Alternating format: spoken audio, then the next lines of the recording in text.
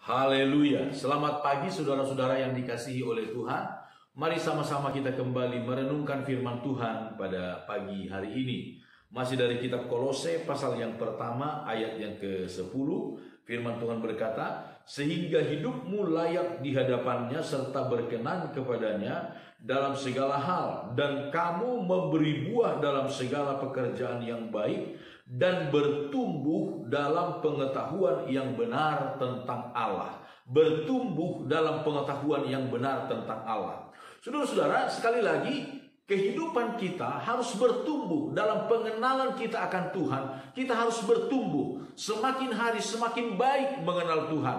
Dan sekali lagi, bagaimana caranya kita mengenal Tuhan? Pertama-tama dari firman Tuhan ini. Itu sebabnya saudara-saudara, betapa penting kita untuk dengan teratur membaca Alkitab, membaca firman Tuhan.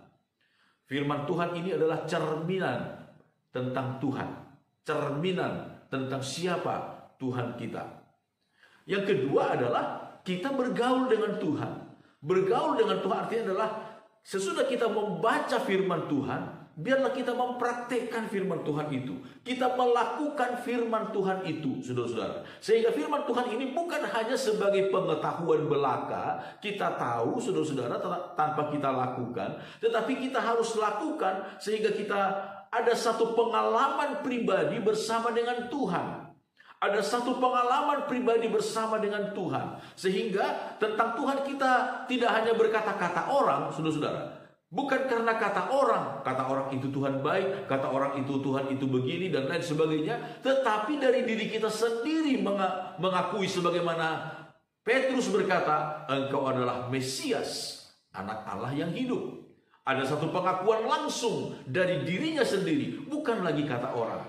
Saudara-saudara, kita harus bertumbuh dalam pengenalan akan Tuhan. Jangan sampai pengenalan kita akan Tuhan itu hanya pengenalan yang separuh-separuh. Ini sangat berbahaya. Saudara-saudara, kalau kita mengenal Tuhan hanya separuh-separuh, itu sangat berbahaya bagi iman kita. Di sekitar kita ada beberapa pemahaman, saudara-saudara, yang hanya menitik beratkan satu bagian dari sifat Allah. Misalnya, orang hanya berkata, oh Allah itu kasih. Betul, Allah itu adalah kasih. Tetapi dia lupa bahwa Allah itu juga adalah kudus.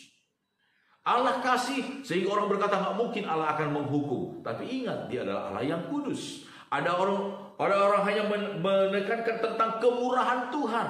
Allah itu murah, Allah itu pemurah, panjang sabar, dan lain sebagainya. Tapi juga ingat, Allah juga keras, kata Alkitab. Sehingga Paulus berkata kepada jemaat di Roma, perhatikanlah kemurahan Allah dan juga kekerasannya.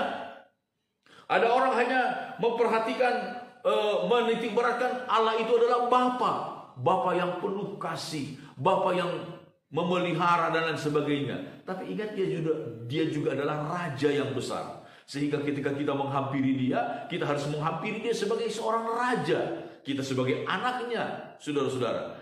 Kita harus mengerti, mengetahui secara komprehensif tentang Tuhan. Jangan hanya menitik beratkan satu sisi saja dari sifat Allah. Kalau hanya menitik beratkan dari satu hal saja, dari satu aspek saja dari sifat-sifat Allah, kita bisa salah, saudara-saudara. Kita bisa terjebak kepada pemahaman yang sangat-sangat keliru tentang Allah sendiri. Tetapi saudara-saudara, ketika kita berusaha dan rindu terus semakin mengenal Tuhan, maka firman Tuhan berkata begini. Nabi Yeremia berkata demikian, saudara-saudara. Yeremia pasal 9 ayat 23. Beginilah firman Tuhan. Janganlah orang bijaksana bermegah karena kebijaksanaannya.